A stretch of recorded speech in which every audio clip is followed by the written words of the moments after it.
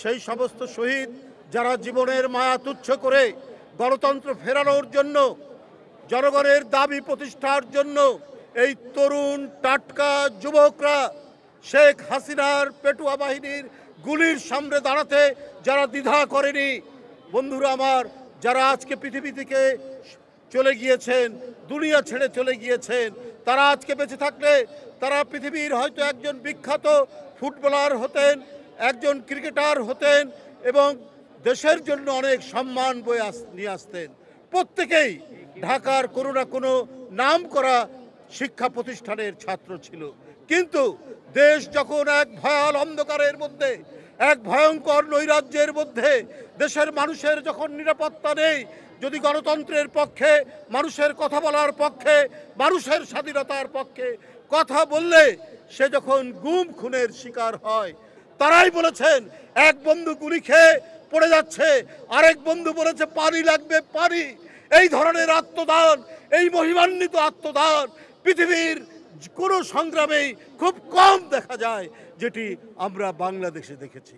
অনেক লাঞ্ছনা, অনেক শোষণ, অনেক জুলুম এবং জালিম শাহের অনেক অত্যাচার তারা নিজ চোখে দেখেছে। তারা দেখেছে তার ভাইকে নিয়ে গিয়ে অদৃশ্য করে দেওয়া হয়েছে। বান্ডেল থাকলে প্রতি সেনমানিতে টাকা বাঁচবে। বিকাশ সেনমানি বান্ডেল কিনে জিতুন প্রতি লেনদেনে। আজকে অনেকেই ঘোলা পানিতে মাছ শিকারের চেষ্টা করছেন। কেউ কেউ বলছেন নির্বাচনের পরিবেশ নেই। কেন বলছেন? আপনি এতই পরিবেশবাদী? পৃথিবীর যুগ যুগ ধরে যে সংগ্রাম, আন্দোলন, মানুষের যে অধিকার, এই অধিকার তো রাজনৈতিক সংগ্রামের মধ্যে দিয়ে এগিয়ে এসছে। তাই রাজনৈতিক সংগ্রাম ত্বরান্বিত করতে হলে তার নির্বাচিত পার্লামেন্ট লাগবে, নির্বাচিত জনপ্রতিনিধি লাগবে, যারা জনগণের কাছে জবাবদিহিতা করবে।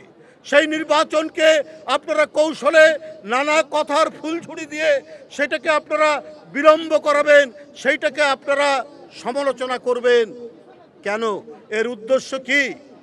আপনারা আজকে কিসের কথা বলছেন? আমরা তো জানি আপনাদের ঐতিহ্যের কথা।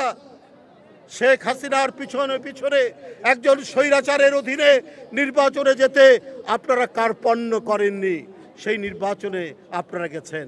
আজকে বলছেন নির্বাচনের পরিবেশ নেই। ভাই, তিনি আজকে এতই পরিবেশবাদী হয়ে গেলে, এত পরিবেশবাদী হয়ে গেলে আপনারা বিশ্ব পরিবেশের যে আজকে যে অবনয়ন দেখছি, আপনারা সেইটার উপর কাজ করুন।